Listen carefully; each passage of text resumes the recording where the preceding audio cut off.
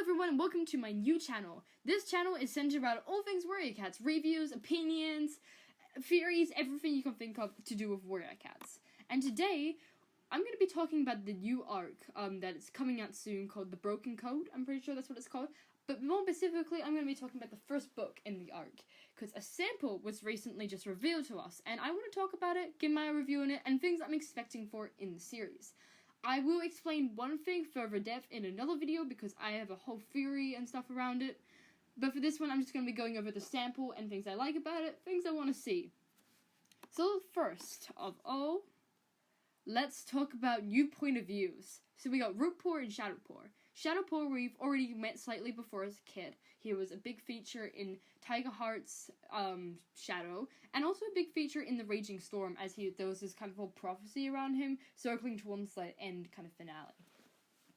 Shadowpour is the son of Dovewing and Tiger Heart, and of course he is filled with tropes being from Firestar's family tree, but not to worry, I'm just excited we get to get away from ThunderClan for a bit, and, you know, we get to see more of ShadowClan and everything. I am pretty interested by his character. He's a pretty boring at the moment, and the fact that he is Dovewing and Tiger Heart's son, who isn't a very likable couple, doesn't help his situation. I do have hope that Shadowpour will bring something new and interesting to the series, but at this point, he's pretty bland and boring. So, we'll see how that works out for poor little Shadowpour. I hope he's not filled with too much tropes. The second point of view we see is Rootpour's, who is a whole new character. We knew that Violet Shine was pregnant at the end of the Raging Storm, but now it has been revealed to us that she has had 2 kids. And one of them she named after Needletail, which makes me actually so happy. And that's what I want to talk to you about in another video. I want to talk to you about Needlepour, the new Needlepour's destiny, and what I want her to look like, and also what I want Rootpour to be like in the future. So I'm going to sum that up quickly here, but I'm going to do a whole nother video explaining that eventually. But I am so excited to see Rootpour. He seems like a fresh personality. At first, I thought it was a little too much like Outerheart, but he seems confident in what he wants to be as a warrior. And I really hope they stick with him being a warrior and don't make it a medicine cat, because we've already got Shadowpour being enough as a medicine cat as it is. But yeah, seeing Needlepour makes me want to cry with joy. But I'm hoping that Rootpour's character isn't a part of any prophecy at all. That's what I'm hoping for. We already get too much prophecies of Shadowpour. We already have. I feel like with Rootpour, they should go for the more Greywing alternative, where he's not part of prophecy. He's not even a special cat. But he's, you know, he does a lot for the clans. But that wasn't his destiny, but he did it anyway. I just want him to be a normal cat with no special destiny, but he ends up doing a lot for the clans. He ends up having an important story. That's the character I want to see, and that's the character that everyone loves, too. So, I feel like they should do more of that kind of thing. I also want Rootpour to struggle with his identity. Not his anxiety like Outerheart, or whether he's... but more like struggle with who he is. Not deciding if he wants to be a medicine cat or a warrior, but like deciding who he is and the choices he wants to make in his life. Also, I feel like that'd be interesting because of, you know, how strange his dad is, being tree and all that, and the other cats kind of picking on him for having this strange, weird dad. I'm really excited to see what they come up with in this.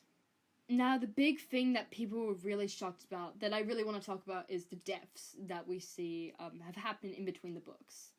The big shocker of the series is definitely Leafpool's death. I wasn't expecting the Errands to kill off such a loved character in between books.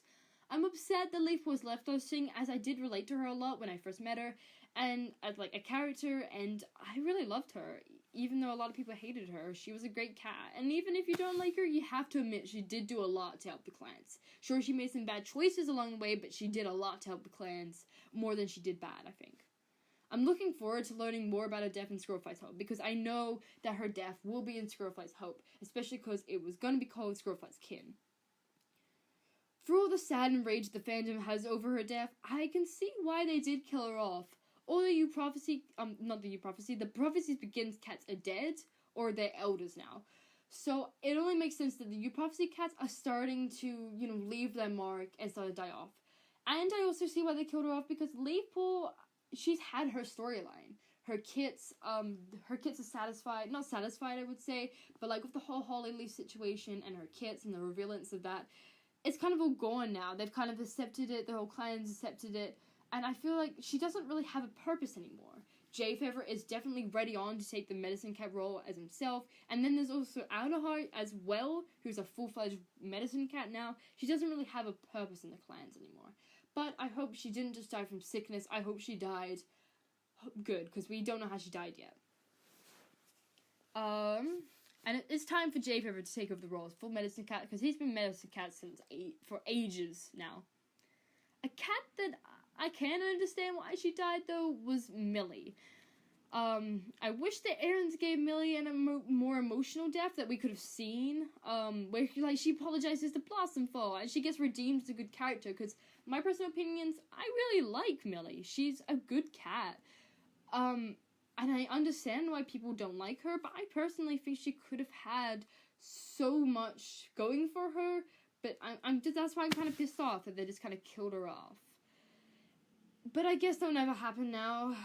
I'm also a bit pissed off that she died, because now Greystripe has to go for losing a mate again, and I was hoping we could avoid that, but now my poor baby is sad. I feel like Leafstar might die in this arc, because she's getting pretty old. Like, isn't she, like, the same age as Firestar? I know she became leader, like, just after him, basically, because he became yeah, it was like, she became, yeah, she was, like, the same age as Firestar, I'm pretty sure, maybe a little bit younger. It's time, but it's also time for Hawkwing to become leader, and Misty Star and Greystripe, I will surely die in this arc, especially Misty Star. I'm glad they didn't kill either of them between books. I wouldn't mind if they killed Misty Star between books before, but now I think she's lived for so long that they have to give her a proper send-off, otherwise there's literally no point. Misty Star is gonna have a great funeral, I promise you. Also, from what sounds like Bramblestar might die in this arc, and Squirrelflight should be leader. And that sounds like something the Aarons would do, seeing as no one really, is really liking Bramblestar as leader as such. It makes sense for Squirrelflight to become leader. And hopefully we get Ivy Pooh as deputy, because, you know. Overall, I'm excited for this arc, and to see what it brings. So subscribe for more Warrior Cats videos that be coming out every second Sunday. I'm pretty sure, maybe, it's mixed. It's gonna be mixed. But stay safe, everyone, and hope you enjoy.